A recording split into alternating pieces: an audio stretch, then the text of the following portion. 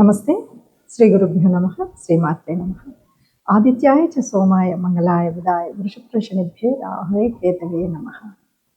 April మాసం మొదటి పక్షాన ఫలితాలు అంటే ఏప్రిల్ 1 నుండి 15వ తారీఖు వరకు మరి ఈ రాశి ఫలితాలు ఎలా ఉన్నాయో చూద్దాం. ప్రతి మాసంలో మనం మాస ఫలితాలు చెప్పుకోవాలా అంటే అవును, మొన్ననే ఉగాది సంవత్సర ఫలితాలు చెప్పుకున్నాం. అయినప్పటికీ కూడా గ్రహాలు కదులుతూనే ఉంటాయి. కదులుతున్న గ్రహాలతో పాటు మన రాశికి అనుగుణంగా మారుతున్న గ్రహాల ప్రభావం ఎంతో కొంత అలా మారుతూనే వస్తుంది. కాబట్టి ఆ మారుతున్న గ్రహాల యొక్క ఆ శక్తి ప్రభావం మన రాశి మీద పడ్డప్పుడు ఎలా ఉంటుంది అన్నది తెలుసుకోవడం కోసం చేసే ప్రయత్నమే ఈ మనం చెప్పుకునేటువంటి మాస ఫలితాలు అవ్వచ్చు, పక్ష ఫలితాలు అవ్వచ్చు. సరే, ఈ మాసానికి కనుక మనం చూసుకున్నట్టయితే ముఖ్యంగా ఈ మాసంలో ముఖ్యమైనటువంటి గ్రహాలు ఏ రాశిలో ఉన్నాయి అన్నది ముందుగా చెప్పుకుంటే మేషరాశిలో శుక్రుడైతే ఉపస్థితంగా ఉన్నాడు. ఆ తర్వాత మిథునంలో గురువు, ఇక సింహంలో కేతు, ఇక కాకుండా మనం చూస్తే కుంభంలో రాహు, ఇక మీనంలో దాదాపు మిగిలినటువంటి గ్రహాలన్నీ మీనంలోనే కనబడతాయి. అవి రవి, బుధుడు, కుజుడు, శని, ఈ 4 గ్రహాలు కూడా మనకు కనిపిస్తాయి. చంద్రుడు 2.5 రోజులకు ఒక రాశి చొప్పున కదులుతూ ఉంటాడు. మరి ఇలా ఉన్నప్పుడు ఈ గ్రహస్థితి ప్రకారంగా ఏముంటుంది, ఎలా ఉంటుందంటే ముందుగా అయితే ద్వాదశ రాశుల అందరికీ ఒక మాట చెప్పుకోవాలి. ఒకటి, ఇప్పుడు అన్ని గ్రహాలు కూడా ఎందులో ఉన్నాయి అంటే రాహుకి కేతువుకి మధ్యన ఉన్నాయి. అంటే దాదాపు అందరికీ కూడా ఎంతో కొంత కాలసర్ప దోషం కానీ, కాలసర్పము అంటే మనం సుబ్రహ్మణ్య స్వామిని ఆరాధించవలసిన సమయం కానీ చెప్పుకోవాలి. ఈ కాలంలో పుట్టిన ఎవరైనా సరే కాలసర్ప దోషంలో ఉన్నట్టే మనం చెప్తూ ఉంటాం. దానికి అధిదేవత అయినటువంటి సుబ్రహ్మణ్య స్వామిని ఆరాధించడం అనేటువంటిది ముఖ్యమైనదిగా చెప్తాం. మరి ఇప్పుడు ఏప్రిల్ మాసం నుండి కొంతకాలం వరకు ఈ కాలసర్ప దోషంలో అందరూ దాదాపు అన్ని రాశుల వారు ఆ కాలసర్ప దోషంలో ఉన్నట్టే లెక్క. కాబట్టి వీలైనంత వరకు ఒక ముందు జాగ్రత్తగా వీలైనంత వరకు ఎక్కడైనా సరే సుబ్రహ్మణ్య స్వామి ఆరాధన, సుబ్రహ్మణ్య స్వామి దేవాలయాలను దర్శించడం, అర్చించడం అనేటువంటిది ముఖ్యమైన కార్యంగా చేసుకుంటూ మరి ఈ మాసం 2026 ఏప్రిల్ మాసానికి అసలు ఈ మాస ఫలితాలు ఎలా ఉన్నాయో తెలుసుకుందాం. వృషభ రాశికి 2లో గురువు, 4లో కేతువు, మరి 10లో రాహు, 11లో రవి, బుధ, కుజ, శని, 12లో శుక్రుడు ఉన్నాడు. మరి ఈ రకంగా గ్రహాలు ఉన్నప్పుడు మరి ఈ రాశి యొక్క ఫలితాలు ఎలా ఉన్నాయి అని కనుక మనం చూస్తే నెల ప్రారంభంలో చాలా బాగుంటుందని చెప్పొచ్చు. తలపెట్టుకున్నటువంటి పనులన్నీ కూడా పూర్తి చేసుకోగలుగుతారు ఎవరైనా సరే. అట్లాగే కుటుంబంలో ఆర్థిక స్థితిగతులు ఏదైనా సరే, మనము పెట్టుబడులు అవ్వచ్చు, మనం ఏదైనా సరే సంపాదన అనేది అది ఏ రకమైన సంపాదన అయినా సరే, అంటే భార్య నుండి వస్తుందా, భర్త సంపాదిస్తున్నారా, పిల్లలు సంపాదిస్తున్నారా అని కాకుండా మొత్తానికి ఆ కుటుంబానికి మాత్రం ఆర్థిక స్థితిగతులు బాగా పెరుగుతాయి.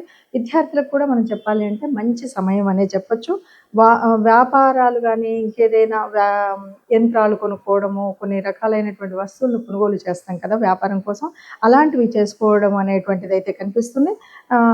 ఏది చేసినా సరే మన నిర్ణయాలకు అనుకూలంగానే పరిస్థితులు అయితే ఉంటాయి. సరే, ఇంకా మన కుటుంబ విషయానికి వస్తే సోదర మైత్రి కానీ, కుటుంబంలో ఇంకా విందులు, వినోదాలు, ఏదో పండుగ చేసుకోవడం, నలుగురిని పిలుచుకోవడం, ఇలాంటివన్నీ కూడా చాలా ఉంటాయి.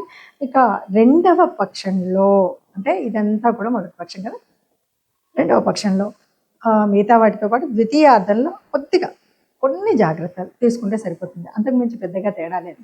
ఏ రకంగా చెప్పినా సరే ఉద్యోగంలో, వ్యాపారంలో బాగుంటుంది, ఆర్థిక వ్యవస్థ బాగుంటుంది, కుటుంబ సంబంధాలు బాగుంటాయి, సంతానం బాగుంటుంది, విద్యా వ్యవస్థలో విద్యార్థులు చాలా బాగుంటుంది. కాబట్టి ఒక రకంగా చెప్పాలి అంటే ఏప్రిల్ మాసం అంతా కూడా వృషభ రాశి వారికి చక్కగా ఉంటుంది. వృషభ రాశి అంటేనే కాస్త శ్రమ పడే లక్షణాలు ఉంటాయి. కాబట్టి శ్రమకు తగినటువంటి ఫలితం ఉంటుంది, ఏకాగ్రత ఉంటుంది. ఏ పని చేయాలన్నా ఏదో అంటారు కదా, కష్టపడే ఎద్దులతో పోలుస్తూ ఉంటారు. అంటే ఏ పనైనా ఎంత కష్టమైనా ఓర్చుకొని చేస్తూ ఉంటారు, అలాగే అంతే ఫలితాన్ని పొందగలుగుతారని చెప్పచ్చు. మనం రాశి ఫలితాలు అయితే చెప్పుకున్నాం.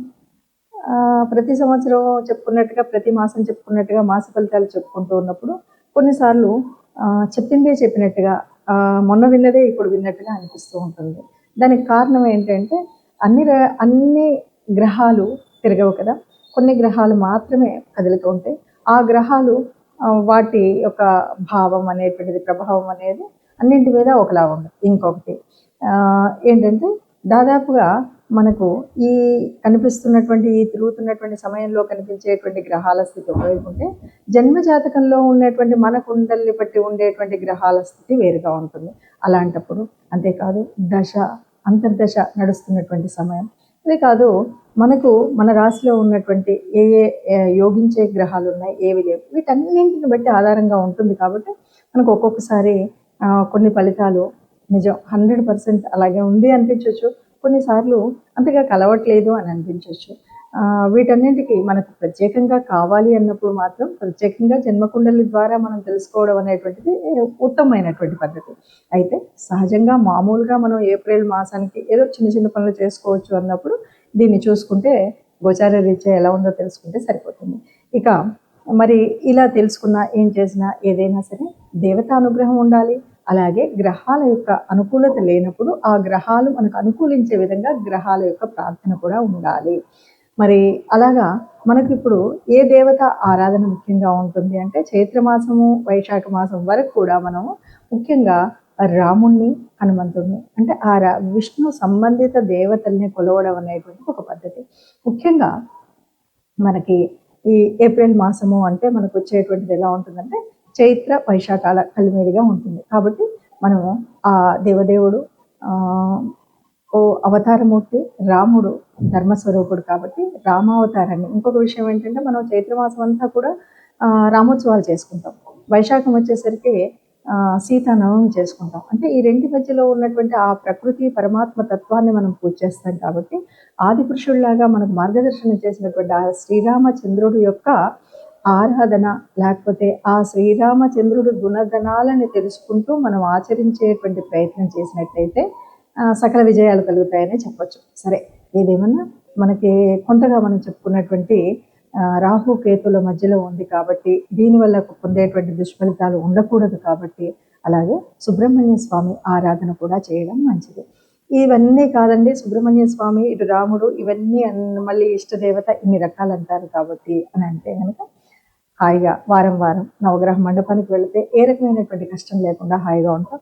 అన్నిటికీ మించి సర్వదేవతా నిలయమైనటువంటి గోమాత ఉంటుంది కాబట్టి గోగ్రాసం ఇవ్వడం లాంటివి, లేకపోతే బీద దిక్కి ఉన్నప్పుడు దానం చేయడం అనేటువంటి వాటిల్లో ఏది మనకు వీలు అనిపిస్తే, ఏది సులువు అనిపిస్తే దాన్ని పద్ధతిని పాటించినట్టయితే ఎంత గ్రహాల యొక్క కలయిక కానీ, గ్రహాల యొక్క తీరు ఎలా ఉన్నా మనకి ఏ ఇబ్బంది కలగకుండా హాయిగా శుభంగా మనం బయటికి రాగలిగేటువంటి పరిస్థితి ఉంటుంది. అలా ఉండాలి. అందరూ అంతే ఆనందంగా ఉండాలి, అందులో మనం కూడా ఉండాలి ఆశించేటువంటి ఒక గొప్పనైనటువంటి సనాతన ధర్మంలో ఉన్నటువంటి వాళ్ళం.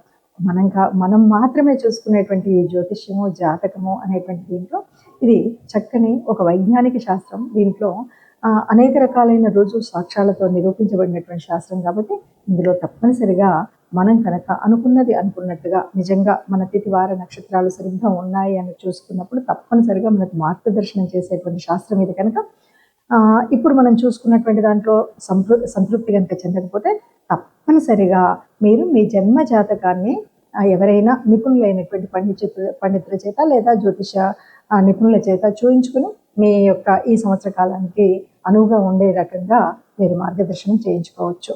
శుభం.